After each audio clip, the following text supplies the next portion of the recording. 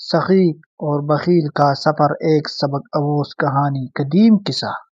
پرانے زمانے کی بات ہے جب لوگ دور دراز علاقوں تک پیدل یا قافلوں پر سفر کیا کرتے ہیں۔ انہوں دونوں ایک چھوٹی سے گاؤں میں دو شخص رہتے تھے۔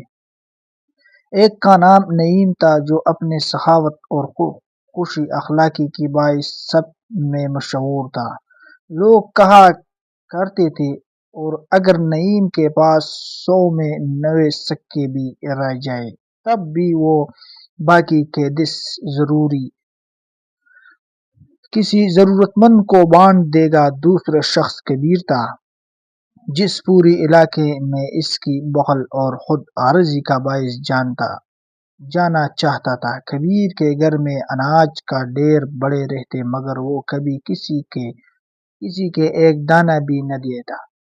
ایک سال گاؤں میں سخت کات پڑا، بارشیں نہ ہوئی، کھیت سوکھ گیا، کنویں بھی خشک ہونے لگی۔ ایسے حالت میں لوگوں نے دوسروں علاقوں کی طرف ہجرت کرنے کا فیصلہ کیا۔ نعیم اور کبیر بھی ساتھ سفر پر روانہ ہوئے۔ دونوں کی راستے ایک ہی تھا، اس لیے وہ مجبور ہم سفر بن گیا۔ نعیم نے سفر کے لیے تھوڑا سا راشن اور 2 تھیلیاں پیسے کے ساتھ لیا، جبکہ کبیر نے اناج، چربی، خشک گوشت، کرایہ روٹی اور سونے کے سکے سے بھری تھالیاں اٹھا لی۔ مگر باوجود اس کے چہرے پر ہی چینی اور خوف نمایاں تھا کہ کہیں راستے میں اس کا سامان کم نہ پڑے۔ دوسرے طرف نعیم ہلکے پھلکے سامان کے باوجود مطمئن اور خوش تھا، کیونکہ اس کا بھروسہ ہمیشہ اللہ پر ہوتا تھا۔ چند دنوں کا سفر کے بعد وہ دونوں ایک سنسان جنگل میں پہنچے۔ موسم شدید گرم تھے، پانی کم ہو جا رہا تھا اور راستہ ختم نہ ہوتا۔ دونوں کو تکلیف ہوئی مگر نعیم نے جیسے ہی کسی درخت کے نیچے سایہ دیکھا وہ فوراً رک کر کبیر کے لیے بھی جگہ بنایا اور کہا، بھائی کبیر، آؤ یہاں بیٹھ کر سانس لے، میں تھوڑی روٹی لے آتا ہوں، شاید تم بھی کھانا پسند کرو گے۔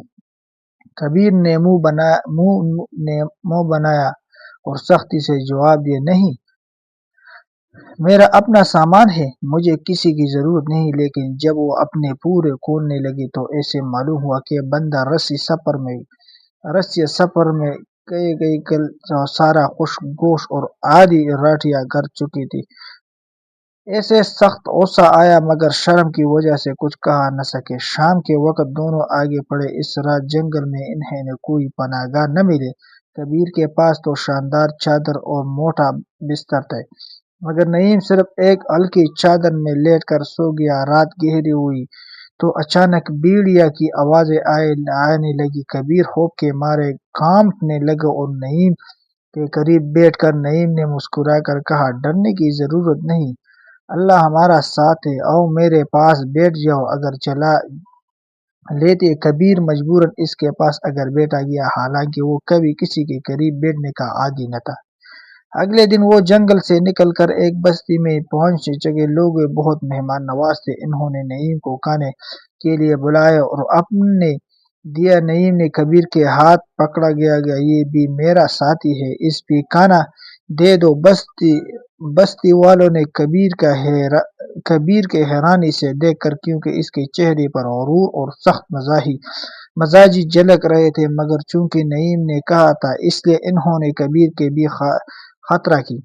چند دن بعد وہ دونوں دوبارہ سفر پر نکل تو کبیر رویے میں کچھ تبدیلی آ چکی تھی۔ وہ خاموشی رہتا تھا، کبھی کبھی نعیم سے بات بھی کر لیتے۔ ایک روز راستے میں ایک بوڑھے عورت بیٹھ کر رو رہے تھے۔ نعیم فوراً اس کے پاس پر جا بیٹھا اور پوچھا، ماں جی کہاں ہوں؟ عورت نے بتایا کہ اس کا بیٹا بیمار ہے اور دوائی کے لیے پیسے نہیں تھے۔ نعیم فوراً اپنے تھیلی کھولے، اس میں سے زیادہ تر سکے نکال کر اس عورت کو دے دیے۔ کبیر نے حیران ہو کر پوچھا، یہ سب دے دیے؟ اگر نے مسکرا کر ہاتھ دونوں کے کام ان میں پر خدا کی رحمت کبھی کم نہیں ہوتی۔ سفر کے آخری دن دونوں ایک بڑے شہر پہنچے اونچ نے شہر کے دروازے پر ایک اعلان لگا، حکومت عظیم اخلاق والے سب مسافر کے انعام دے گی کیونکہ وہ ایسا لوگوں کی مدد سے شہر کی خدمت کرنا چاہتے تھے۔ لوگوں نے نعیم کی تعریفیں حکومت تک پہنچائی اور شہر کا حاکم نے اس خوش آمدید کہا اور انعام و اکرام سے نواز کبیر نے حیران سے سب دیکھا۔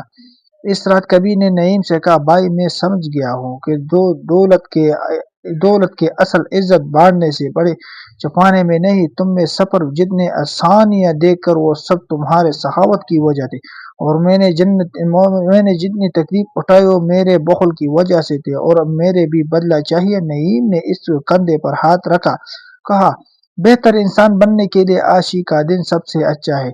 یوں سفر نہ صرف ان دونوں کی زندگی بدل گیا بلکہ آنے والے زمانوں کے لیے ایک سبق آموز قصہ بن گیا جو ہمیں یہ سکھاتا اور سخاوت راحت لاتی اور بخل مصیبت۔